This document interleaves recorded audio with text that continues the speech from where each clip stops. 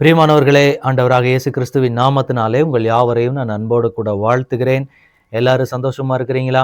இந்த நாளிலும் தேவனாகிய கர்த்தர் நம்மோடு கூட பேசுகிற ஒரு வார்த்தை என்னவென்றால், ரோமருக்கு எழுதின நிருபம் 8வது அதிகாரத்தினுடைய 39ஆம் வசனம். உயர்வானாலும் தாழ்வானாலும் வேறெந்த சிருஷ்டியானாலும் நம்முடைய கர்த்தராகிய இயேசு கிறிஸ்துவில் உள்ள தேவனுடைய அன்பை விட்டு நம்மை பிரிக்க மாட்டாதென்று நிச்சயித்திருக்கிறேன்.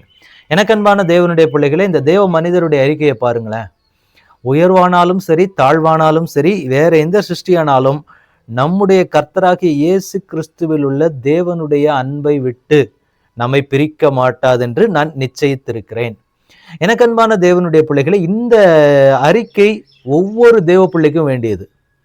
ஆண்டவர் இந்த இடத்துல நமக்கு என்ன சொல்லி கொடுக்குறாரு அப்படின்னா, சூழ்நிலைகள் எப்படிப்பட்டதா இருந்தாலும் சரி, எனக்கு உயர்ந்த ஸ்தானத்துல கர்த்தர் என்ன கொண்டு வந்து வச்சாலும் சரி, ஒரு தாழ்வான சூழ்நிலைமையில நான் இருந்தாலும் சரி, வேறு எந்த சிருஷ்டியாக இருக்கட்டும், எதுவுமே எனக்கு நான் தேவன் மேல வைத்திருக்கக்கூடிய அன்பை விட்டு என்னை பிரிக்க முடியாது.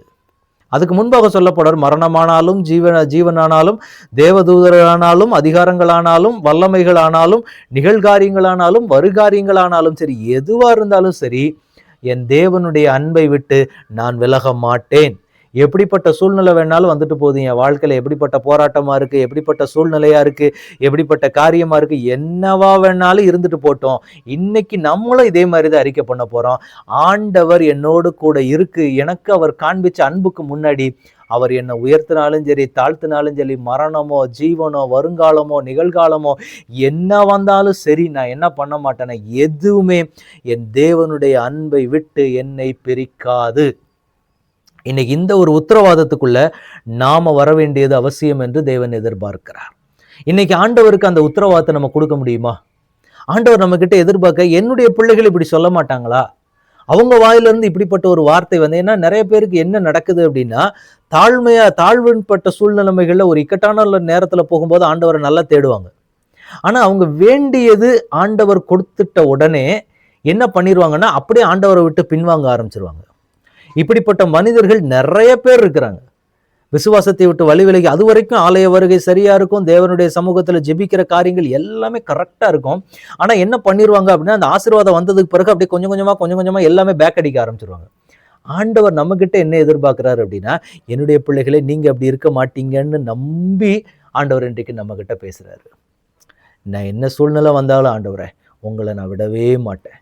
உங்க அன்பை விட்டு நான் என்னைக்குமே தூரமா போயிட மாட்டேன். நீங்க என்னை எப்படி கொண்டு போய் வச்சீங்கன்னாலும் சரி, ஒரு உயர்ந்த ஸ்தானத்துல வச்சாலும் சரி, தாழ்மைப்பட்ட சூழ்நிலைமையில இருந்த வச்சா உங்களை நான் ஏளனம் பண்ணி பேச மாட்டேன், உங்களை நான் பரியாசம் பண்ண மாட்டேன் ஆண்டவரே.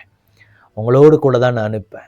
என்ன சூழ்நிலை ஆனாலும் சரி, மரணம் வரட்டும், ஜீவன் வரட்டும், வருங்காலமா இருக்கட்டும், நிகழ்காலமா இருக்கட்டும், எது வந்தாலும் சரி, நான் உங்களோட தான் இருப்பேன். உங்க அன்பை விட்டு நான் என்ன செய்ய மாட்டேன், நான் தூரமாகவே போகமாட்டேன்னு சொல்லி இன்னைக்கு ஆண்டவருக்கு நம்ம ஒரு உத்தரவாதம் கூட. ஏன்னா ஆண்டவர் அதை நம்ம கிட்ட எதிர்பார்ப்பார். இந்த இடத்துல தேவ மனிதர் சொல்லுகிற மாதிரி இன்னைக்கு நம்ம சொல்லணும், ஆண்டவரே, அந்த ஒரு நம்பிக்கையை நம்ம ஆண்டவருக்கு கொடுக்கணும். ஏன்னா ஆண்டவருடைய இருதயம் நிறைய பேரை பார்த்து ஏமாந்து போய் நிற்கிறது. இவங்க எங்கிட்ட அன்பா வந்துருவாங்க, இவங்க எங்கிட்ட அன்பா இருப்பாங்க, தேவை வரும்போது நம்ம எல்லாருமே ரொம்ப நல்லவங்க தான் ஆண்டவர்கிட்டத்துல. ஆனா வந்ததுக்கு பின்னாடி நம்ம என்ன ரியாக்ஷன் காட்டுறோம்? ஆசீர்வாதத்தை ஆண்டவரிடத்துல இருந்து வாக்குத்தத்தத்தை வாங்குற வரைக்கும் நம்ம காட்டுற ரியாக்ஷன் வேற மாதிரி இருக்கு.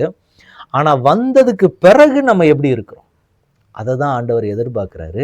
ஆண்டவரே, இன்னைக்கு ஆண்டவர்கிட்ட ஒரு உத்தரவாதம் கொடுக்க போறோம். ஆண்டவரே, உயர்வு வந்தாலும் சரி, தாழ்மை வந்தாலும் சரி, என்ன சூழ்நிலை மேல நான் போனாலும் சரி, ஆண்டவருடைய அன்பை விட்டு நான் விலக மாட்டேன். எதுவும் என்னை விட்டு பிரிக்காது. பணம் வந்த உடனே நிறைய பேர், ஆசீர்வாதம் வந்த உடனே அப்படியே என்ன செஞ்சிருவாங்க அப்படின்னா, ஆண்டவரை தூக்கி போட்டுட்டு போற ஆட்கள்லாம் நிறைய உண்டு. வசதி வந்துருச்சு, ஆட்கள் வந்துருச்சு, எல்லாம் வந்ததுக்கு பிறகு வர்ற வரைக்கும் தானே ஆண்டவர் வேணும்.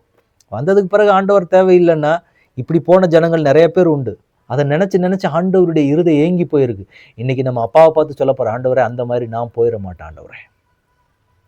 எந்த சூழ்நிலை இருந்தாலும் மரண பரியந்தம் உங்களோட தான் ஆண்டவரே இருக்கும். உங்க அன்பை நான் மறக்கவே மாட்டேன். எத்தனை காலங்கள் எனக்கு இந்த பூமியில கர்த்தர் நாட்களை கொடுத்துருக்கிறீங்களோ, அது வரைக்கும் நான் உங்களை பிடித்து கொண்டே தான் இருப்பேன் ஆண்டவரே. உங்க அன்பை விட்டு எதுவுமே என்னை பிரிக்காது அப்படின்னு சொல்லி இன்னைக்கு ஒரு உடன்படிக்கை ஆண்டவரோட பண்ண போறோம். ஆண்டவரே, எந்த சூழ்நிலை வந்தாலும் எதுவும் உம்முடைய அன்பை விட்டு என்னை பிரிக்காது, பிடிக்க நான் விட்டவே மாட்டேன்.